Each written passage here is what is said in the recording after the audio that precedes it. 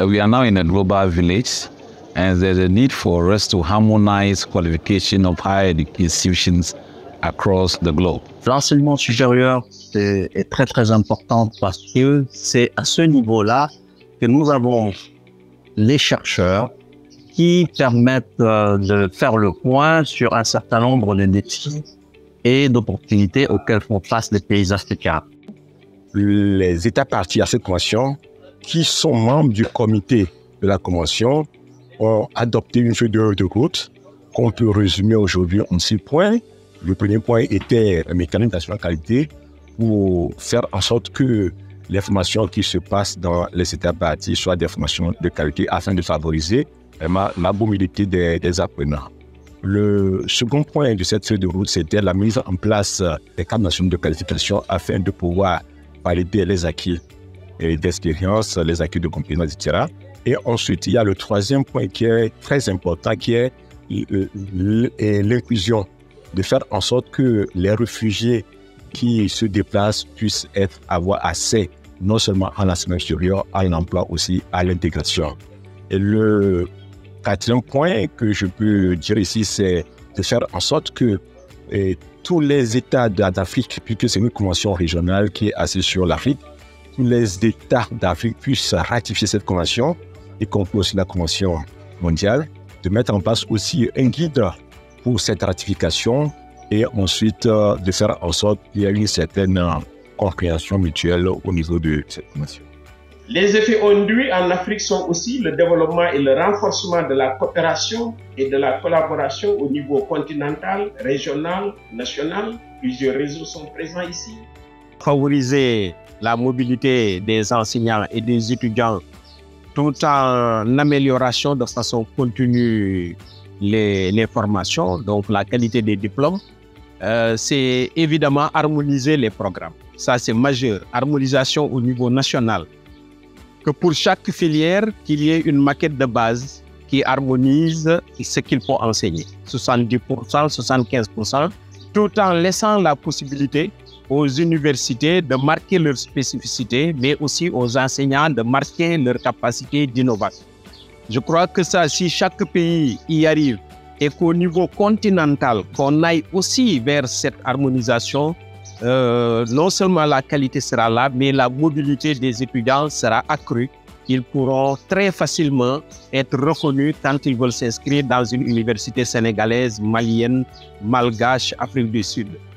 Maintenant, en ce qui nous concerne, de manière générale, les pays membres, c'est d'accentuer cette mise en œuvre et de convaincre les autres pays à ratifier la Convention. Alors, nous avons vu que la mise en œuvre de la Convention d'Addis avance bien. C'est évident que comme c'est une décision politique, ça ne peut qu'avancer progressivement grâce à un plaidoyer important. C'est pourquoi nous retenons que l'aspect communication avec nos autorités de tutelle, les plaidoyers pour montrer qu'apporte la signature de la Convention d'Addis, quels sont les bénéfices sur le plan politique, gouvernemental, mais aussi qu'est-ce que ça facilite au niveau des étudiants de la communauté universitaire, c'est essentiel. Nous avons eu des informations de bonnes pratiques de plaidoyer.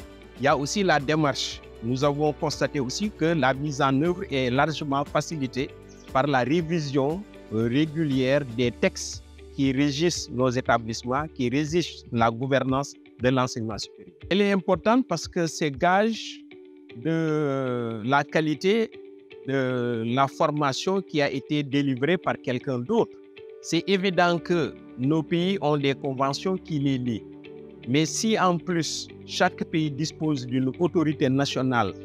So it's very important for us to, ratify this convention.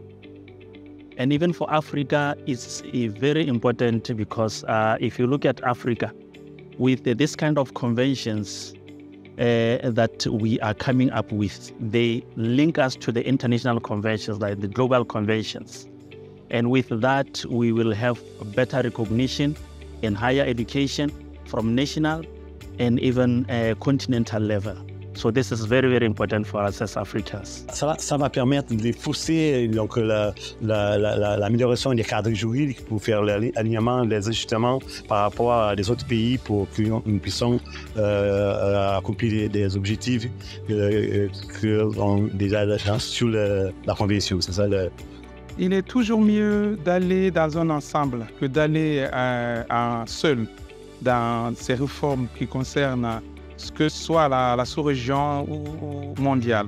Donc, nous voulons de la qualité pour notre enseignement supérieur et nous sommes convaincus qu'en allant avec les pays de la sous-région ou sur le plan mondial, ça allait nous aider à qualifier notre enseignement supérieur. So when we ratify and we harmonize the qualification with the global institutions and for other countries, we will be able to leverage on these to enable our citizens to get access to higher institutions in other countries around the globe.